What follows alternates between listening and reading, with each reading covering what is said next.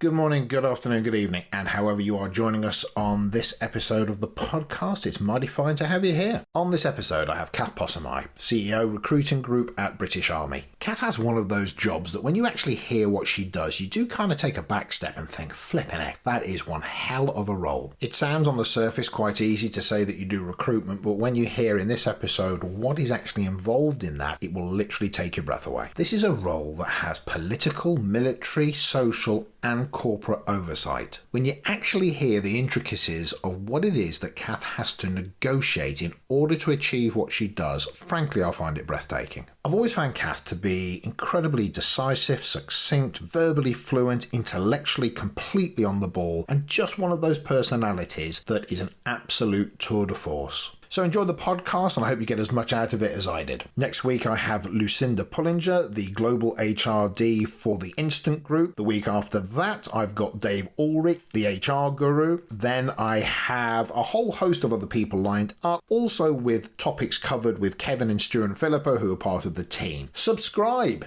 Make sure that you don't miss an episode. We're getting excited about the quality of the output that we're doing and we're really hoping that you can spread the word. So please, you're going to hear this in the intro in a minute, but please do tell everybody. Welcome to Leadership Bites with your host Guy Bloom, a leadership podcast, conversations, just me talking and occasional interviews. Check us out at livingbrave.com and when you enjoy the episode, subscribe and tell everyone.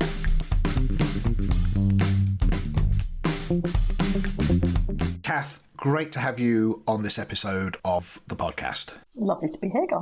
Now, you and I know each other. We've got a little bit of history of having known each other in previous roles and doing a little bit of work together. So for me, it's absolutely fantastic just to re-engage with you on here. I'd really be grateful of just that one-liner of the role that you have and what it is that you're doing right now before we get into the deeper detail. Sure. So my job title is Chief Exec of Recruiting Group in the British Army. So what that means is I head the partnership between Capita and the British Army to deliver all recruiting.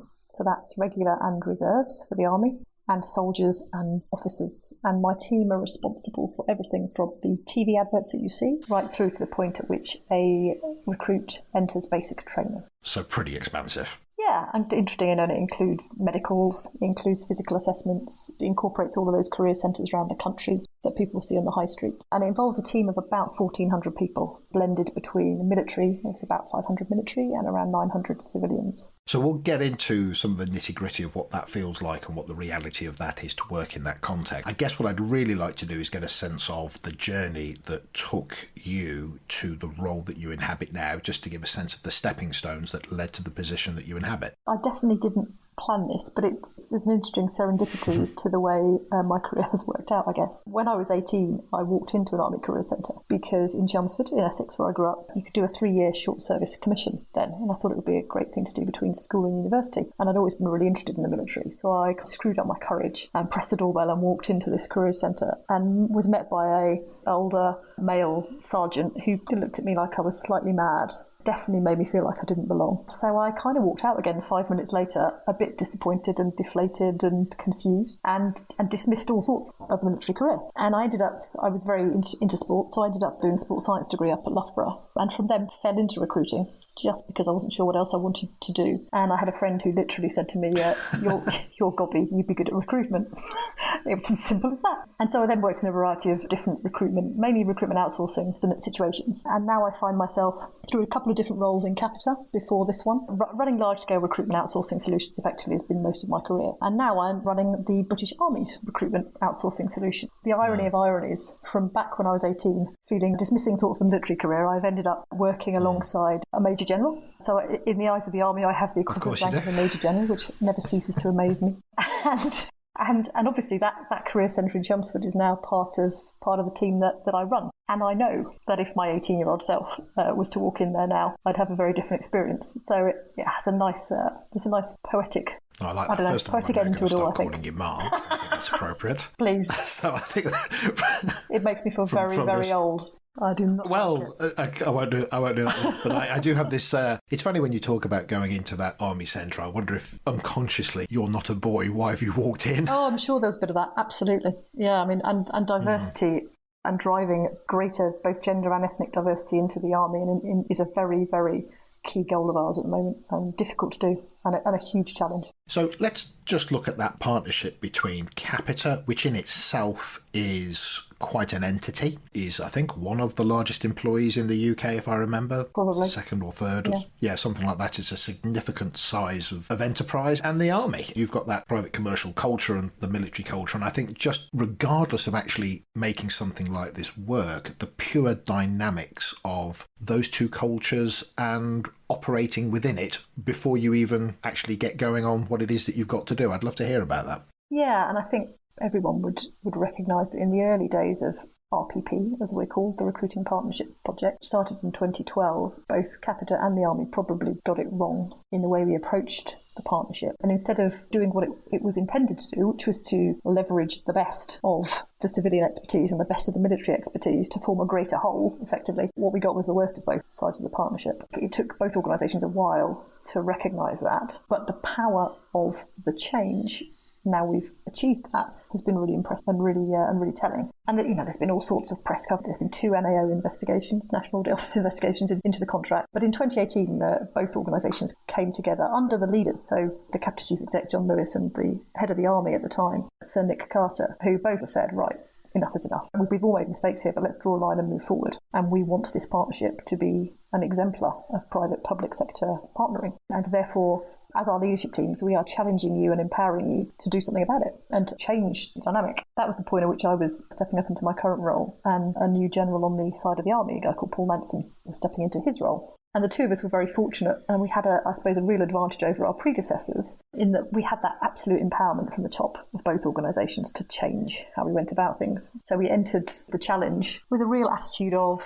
wanting to trust one another, wanting to collaborate and change the way the organisations work together. We came in April, May 2018, just as we were entering our worst period as a partnership in terms of results after a really, really difficult IT go-live. And that year, 18-19, was the low point of performance. And it took us a time to turn it around. But in 19-20, we hit 100% of the target, something which people a year ago would have thought was unachievable, which was great to see. And the things that really unlocked that were about trust, collaboration, openness, willingness to take risks on both sides, and making sure that we respected one another's expertise, opinions and skills and really leveraged those. So a good example of that would be putting young role model soldiers into those career centres that I talked about earlier, and taking out some of the older predecessors who were less able to relate to our candidates, and putting those young role model soldiers alongside really great civilian corporate recruiters, and making sure that a candidate experienced the best of both in terms of coming through the process into the Army. There's a lot in there. It's an easy thing that you've just said, particularly having to manage a relationship. I know Paul, and he's a standout character, I think, just amazing in terms of his integrity and his transparency, and he's a great guy. There's something, though, about having to create a partnership and a relationship while you're sitting on the results of something that's hitting the media and hitting the world, saying in some respects it's at fault, and those immortal words, yes, but we're changing it.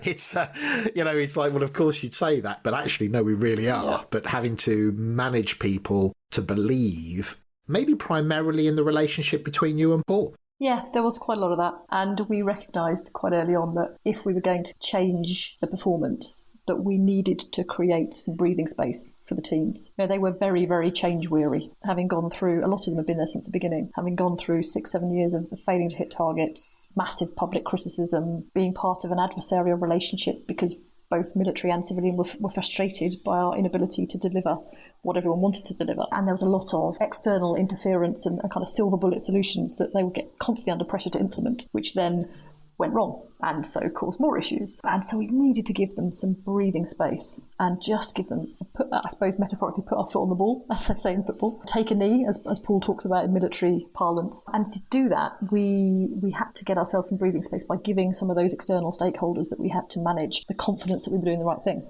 Because absolutely it does take time to turn an operation of that size around. And we did that by really joining up in terms of data and having complete ownership of any data that left the headquarters, because the ability for one piece of data to go one place and one place to another place, and that to cause a rift or an issue is significant. And what we did was be really clear that as we turned the ship around, there would be some green shoots, we call them, of data in the early in the recruitment pipeline. So, for example, right at the front, application volumes going up is a clear positive indicator. And then as candidates start to come through the process, the conversion rates and the volumes at those early stages of the process would be the proof that would show that our plans were working. And we were very clear on, look at those indicators. Don't look at the numbers coming into training right now because they're not where they need to be yet, but they will be if you trust in these early indicators. And we used our line managers above us, so the 3-star general, a general called Lieutenant General Ty Urch, and my boss in Capita, to manage the Capita, the Army, the politicians and the MOD, that stakeholder kind of nexus who were all really interested in wanting solutions and wanting data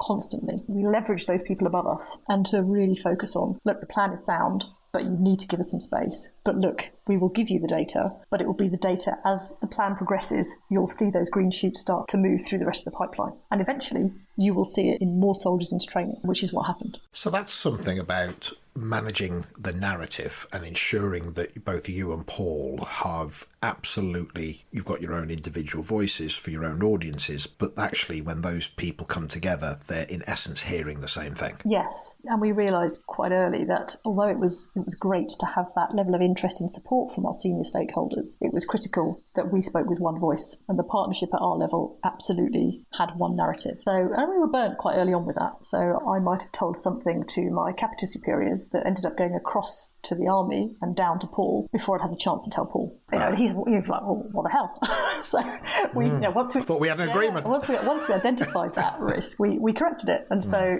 nothing goes from me up to Capita unless I've spoken to Paul about it, and vice versa. So we are really, really clear that in order to keep that coherence, which is so important at our level and with our teams, that we need to speak with one voice and be completely transparent with one another, which is what we did.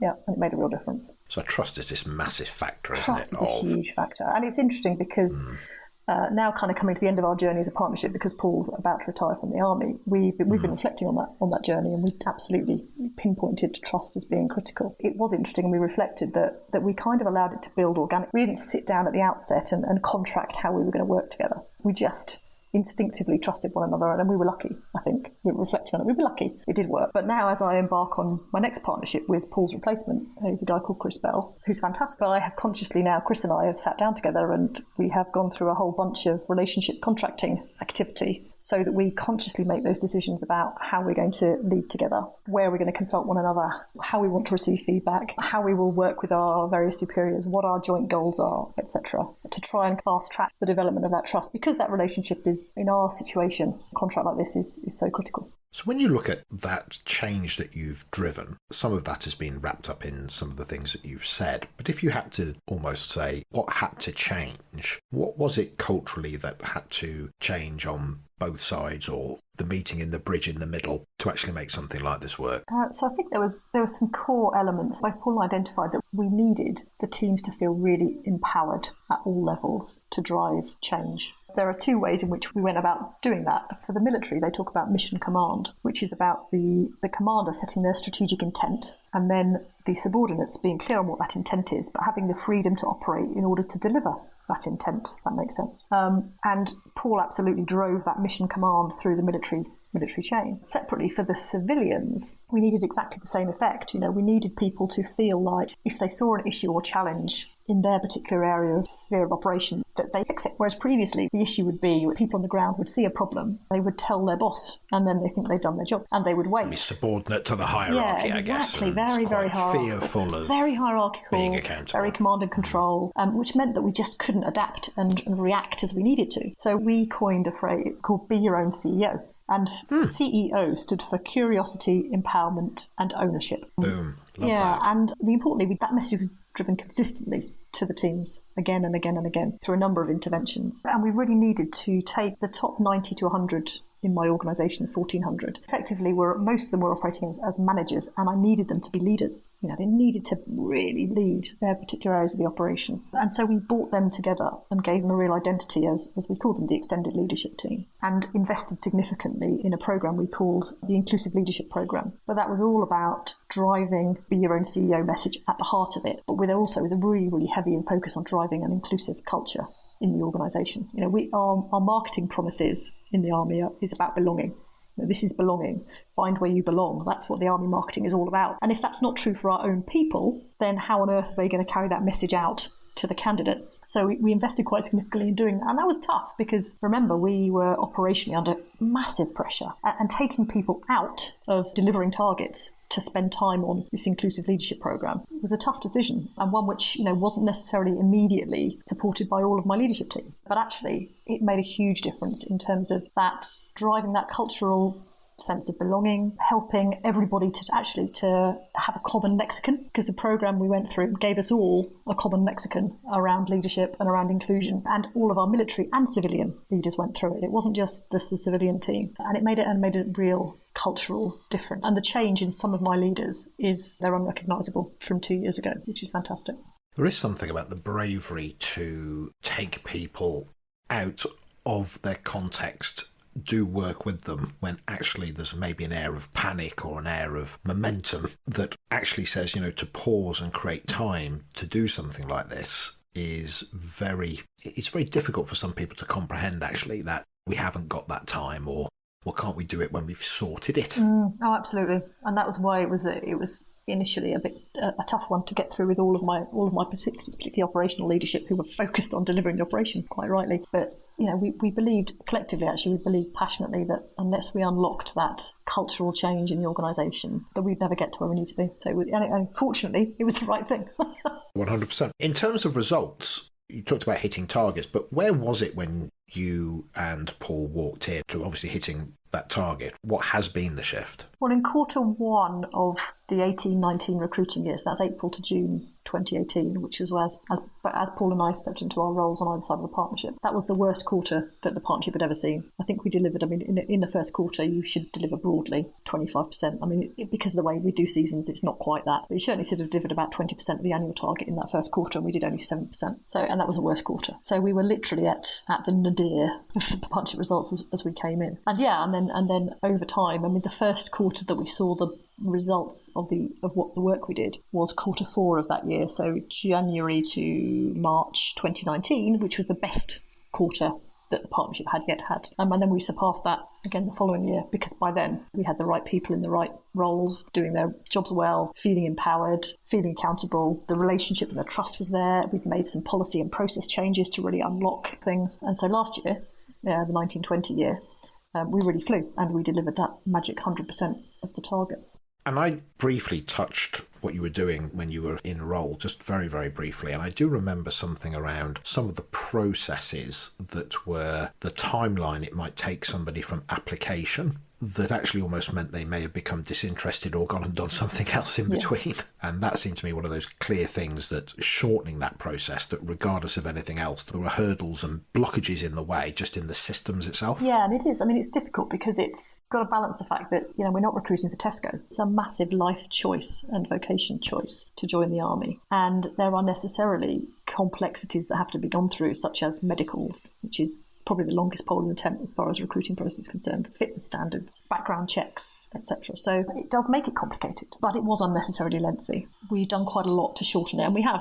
The process has shortened significantly over the last 18 months. But what we really tried to do more than anything else is to generate flexibility into the time frame, because there are some candidates who need to be able to improve their fitness significantly, or who want to finish their degree before they start, or who want to get married, or who need to lose half a stone, or whatever it is. But equally, there are some who know exactly what they want to do, super fit, and dying to get in, and they should be able to go through as fast as they want. So actually, fast as someone's gone through start to finish is 16 days from application to getting a job offer, which actually even most calls, which most call centres struggle to do. So you can, if you're really super ready and you're on it, you can get through very fast. But then equally, we're building the flexibility. So actually, if you need to take longer, you want to take longer, then that's okay too. And our challenge is got to juggle that in terms of the candidate preferences, needs, with the training needs of the army, which require us. It's not just a case of recruit 9,404, which was the target last year for soldiers. Not just recruit 9,404 people into the army. It's recruit 9,404 across about 250 different trade groups and age profiles and genders, which no one thinks, normally you think, oh, it's just recruiting for the army. Well, it's not, because actually each month we need to have a certain number of women or men or junior entry or senior entry across 76 different job roles. But actually it's week by week. The demand plan, the training spaces are laid out week by week. So this week it's 25 Coldstream Guards, 25 Irish Guards, 3 chefs, 5 dog handlers, 3 ammo techs, 22 drivers, etc., right across a vast plethora of different trades. So the challenge as recruiters is to get the candidates through the process, which is complicated in itself, but at the right time horizon and in a way in which we help them with their trade choices so that we can meet those complex demands of the army. And that's what makes it, and we talk about landing a jumbo jet on a pinhead, that's what makes it difficult. and very different to a normal recruiting job where you would advertise a specific role, people apply for a specific role, and they start it as soon as you can recruit them, generally. It's very, very different in recruiting for the army. You never quite understand the complexity of a thing until you actually are inside and doing it, or somebody that is doing it explains it to you. Because saying 9,500 people into the army, it was almost like a numbers game. But when you actually look at the variables, then you go, no, but this is a complexity issue. Exactly. And the politicians particularly get very fixated on our conversion rate as well, which used to be about, when the contract started, it was about for every 12 applicants, one person would become a soldier. It's now broadly between 8 and 9 to 1. And actually, when you think that most call centres, their conversion rate is about 15 to 1, and the police, I think, were at around about 10 to 12 to 1, and we have got medicals and fitness tests and things that no corporate organisation has to deal with. Actually, a conversion rate of 8 or 9 to 1 is really very good.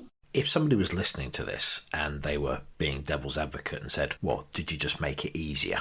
Good question. And generally we hear that a lot. No. I think the ultimate measure of that is the output from training and the standards of training. I heard recently, actually, there's a senior and non-commissioned officers. So these are the sergeants. So all the people that come through us and go through training end up with the sergeants in the field army. There was a survey recently, and they believe that the quality of the soldiers they are receiving out of training has gone up in the last year. So for me, I think quality is not an issue. We have, jointly with the Army, looked at some of those particularly medical policy issues, which were constraining numbers, and tried to contemporise some of those. So, for example, asthma is a classic example, where if you used an inhaler at all in the previous 4 years, we used to be unable to join the Army. So we would have candidates maybe who had a chest infection when they were 16, and the doctor, because doctors quite often prescribe inhalers if you have a bit of a chest infection. The doctor prescribed an inhaler, then that person wouldn't be able to join the Army until they were 20. And the Army, in consultation, working with us, has relaxed that now. So that's only 1 year if you have used an inhaler. Is it things like tattoos as well? Tattoos, that was eased a little while ago, which is so previously you couldn't have a tattoo at all on your hands or on your neck. You now can have a tattoo on the back of your hands or on the back of your neck, as long as it doesn't show in a passport photo or when you're saluting. There's a more relaxed attitude to tattoos as well. I'm always challenging the Army and we laugh about it. A great example of something I'd like to see relaxed is a policy around beards. Unless it's religious reasons, you still cannot have a beard in the Army. And actually quite a lot of our target audience have beards and would not want to shave it off to join the Army. So, I see a lot of pictures of guys in operations that they seem to have beards. Yes, we laugh about it, but that's the benefits of having a private sector partner who's going to challenge you and ask questions all the time. And we have really good, healthy debates about these things to try and push things forward. Conversions is one thing, but I think that conversions and quality message is quite powerful. Independently, there's something good there. The conversion rate hasn't gone up, but the quality has, but actually put those two together, and that's actually quite a positive message for me as a inverted commas civilian who would like to think that I've got good people guarding the borders. Yeah, that's a great counter as well to the so-called snowflake campaign that we ran last year, and unfortunately was, sometimes willfully misunderstood by some, I think, maybe genuinely misunderstood by others, that we were suggesting that we were recruiting snowflakes for the Army. Clearly that's not what we're doing.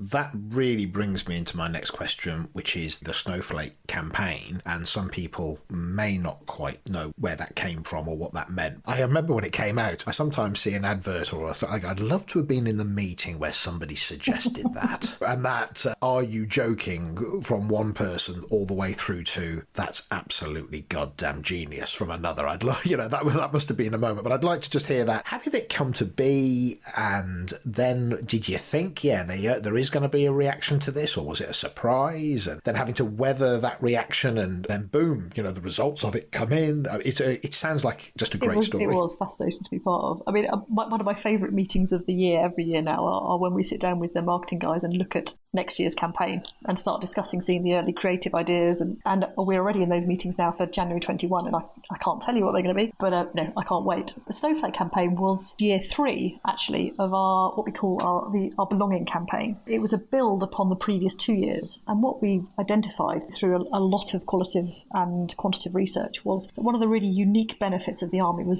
that sense of belonging, being a part of something, family sense. And everyone in the Army talks about it, and it's really recognisable. We related it to Maslow's hierarchy of needs, which is the psychology everyone knows who's ever done any psychology at school or university, and that the importance of belonging comes above basic health, food and shelter. Belonging was a campaign idea that we launched a couple of years before. We started off with a really simple message about this is about belonging. Join the Army, find belonging, find where you belong. In the second year, we wanted to make that feel relevant and attainable for everybody. We did quite a controversial campaign that year, actually, but we really focused our adverts on appealing to more women, more ethnic minorities, different religious backgrounds, LGBTQ, to really hammer home that message that belonging is attainable for everybody. And it doesn't mean just the superhero over there who's really fit, white male. It means you can be attainable for everybody. The Snowflake campaign was taking that on a further stage, which was really seeing about, because of belonging, someone like me can really realise my potential. And it was all about talking to the generation which was being labelled with really pejorative, offensive labels by wider society, but talking to that generation saying, actually, we really see you and we see your potential and you can belong here and do something that really matters. Because it was Snowflake, selfie addicts, It was me millennials, gamers, it was phone zombies. All of that. Google Snowflake campaign army, and just understand that from that harder, your country needs you, man with gun, this really came at it from a fundamentally different way. Yeah, and it is. I mean, we've still got the campaign mandate up on the walls around the office, and it still gives me a kind of moment.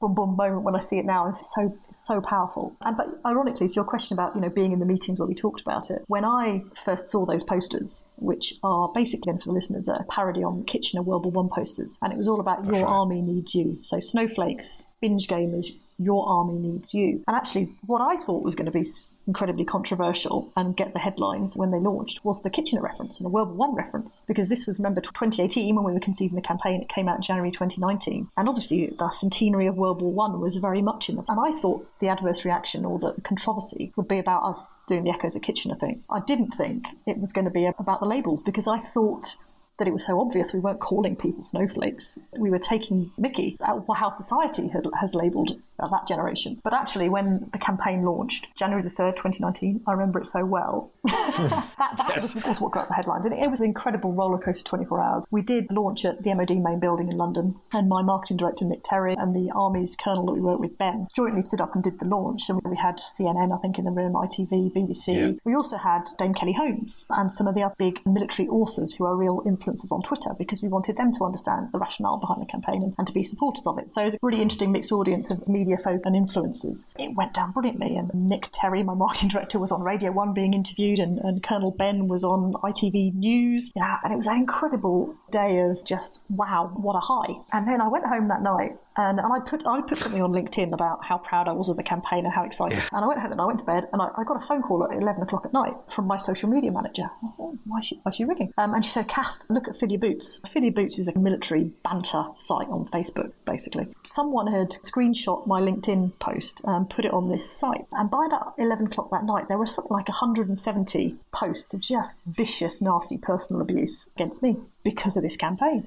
And I was completely floored. I couldn't... That's a high and a low. Yeah, I mean, it was the most incredible high to the most incredible low in the space of 24 hours. And then there was an incredible noise on my LinkedIn post as well, of debate and challenge and argument. It was fascinating. And actually, my favourite LinkedIn comment on that post was someone saying, she must be getting paid by Putin. She's single-handedly ruining the British military, which I thought was... Can you go back to that person and go, ta-da? I decided to rise above it, but I took a screenshot, and I do chuckle at it frequently. And obviously, we had the last laugh, because by March, we were getting headlines in the press that was saying that the highest application rate in any January ever. It's fascinating, because on those posters, one of the other things that almost goes uncommented about is the and your focus and your compassion and your drive, they're not the headline grabber, but they are in there as well. Exactly. As in, you are a gamer, but that takes focus. When you say snowflake, well, actually, we see compassion. There is this willful disassociation by the media. It doesn't sell papers to go, this is great. But retrospectively, of course, you couldn't have got that much advertising if it had been vanilla. Well, no, and we do. Let's be honest. We deliberately seek the headlines. I mean, we didn't expect we were going to get that much reaction to that campaign, but we want the front pages of the press. We want to be talked about on Piers Morgan and This Morning and those kind of programs, because that helps everyone notice us. God most advertising goes by unnoticed. I think there's a stat like 89% of advertising is not even noticed, and you've got to be noticed. We deliberately caught that kind of controversy to an extent. Yeah. That leads me into, you use that phrase nexus, which is a great phrase of the army, the politicians, the press, and the MOD. And I think what's always fascinated me about your role, it isn't just about managing a senior tier and, inverted commas, stakeholders, which often exist in a commercial context, but we're dealing with distinct bodies that are representative in the culture. And of course, and then everything you do is open to observation from social media, from the most intellectually and verbally fluent individual to a person that probably shouldn't be allowed a keyboard. So I'm fascinated by that army, politic, press, MOD. And Capita. Don't forget Capita. Managing my own bosses is just as tricky. Of course, yeah. And let's add that one to the pot. And Capita, which is, again, an entity in itself. Just a little bit of understanding, almost, I want to do this, but I've now got to manage it through that sea of people. I'm fascinated by that. Yeah, I don't know. I suppose there's I don't know. Let's move on. There's a bit of trial and error, and there's definitely getting it wrong. And as I alluded to earlier, when Paul and I recognised that we needed to be so careful about a joint view of the partnership for any of those stakeholders, we were probably foolish in the early days of the partnership of not recognising the importance, particularly of the press as a key stakeholder group, and just soaking up the criticism and not responding to it, and not trying to proactively engage them and help them understand what we were doing. So we've absolutely rectified that in the last couple of years. Capita has a PR team, and that PR team now works very, very closely with the Army's media and PR team, so that we can be really clear if any stories are coming out, what the view of the partnership and the response of the partnership is to those stories. And we also, in February this year, we proactively worked together to invite all of the defence correspondents up to Harrogate, which is the Army Sixth Form College, where Paul and I then jointly presented to them about what we've been doing and the results and the journey we've been on. So we've tried, I think the important thing in dealing with a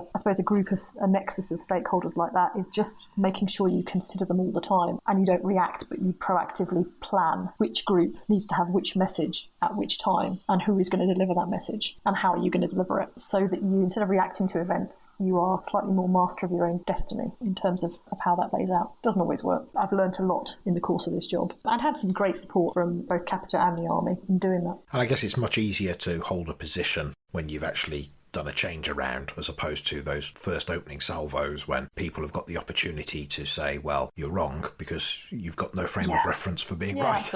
Absolutely. And even now, when things are working well, you still get, well, yeah, but it was rubbish for the first 6 years, which is fair enough. We did get it wrong. You have to hold your hands up to that. But we're much more focused on looking forwards. But also, it's not a speedboat, is it? It's not a thing that you can change on a whim. No. I think in terms of the wider societal influence and interest and social media commentary, I think one of the things we've done really well in the last year or so, year and a half, is just myself, some of my team and some of the senior Army team actually is deliberately and proactively supporting one another on Twitter, which is where there's an awful lot of military presence on Twitter, and highlighting the good news stories around recruiting and training, and then making sure we tagged one another in those posts, so that it's very clear to anyone looking that this is a partnership and the approach is a joint one. There's a cross-pollination. Lots of cross-pollination, cross-fertilisation. Yeah. It's almost mummy and daddy are in agreement kind of thing, right? There's a little bit of that. Yeah. So that final thing for me is it almost can't not be spoken about in some respects, because we're in the middle of lockdown. I just wondered the reality of applications and people being seen. Has that changed anything? What's the reality of that process that you're in? Sure. So we had to send, all the recruits got sent home from basic training initially for a few weeks, just as an immediate response to contain any potential outbreaks in training establishments, which obviously have thousands of people in them. And it also meant that we had to stop our assessment centres, which is where normally candidates will come for a couple of days and a couple of nights and do medical tests, fitness tests, cognitive tests, and really get that experience of living in a barracks as well for a couple of nights, because that might be the only time they will experience it before they then join. So we had to close those. We also had to close the 68 Army High Street career centres around the country. But what we did quite quickly, and the team responded brilliantly, was to move all of the activity we'd normally do in those career centres just went online. We had lots of online content anyway, but we make sure that we curated it in a way that was really accessible and easy to navigate for candidates. And then we had the Army briefs that would normally be done face-to-face in a career centre were done over FaceTime or WhatsApp using all the tech that we have available to us. And actually, fascinating, both the feedback from both recruiters and candidates alike has been really positive to that. For candidates, it's much less intimidating than ringing on the doorbell of a career centre and walking in and seeing something. Much easier to sit on your sofa and open your laptop. And therefore, our teams have been much more productive in that space because no one's not turning up. Normally we have 20%, I think, or so who... Yeah, we know exactly where you are. Yeah. You're in lockdown.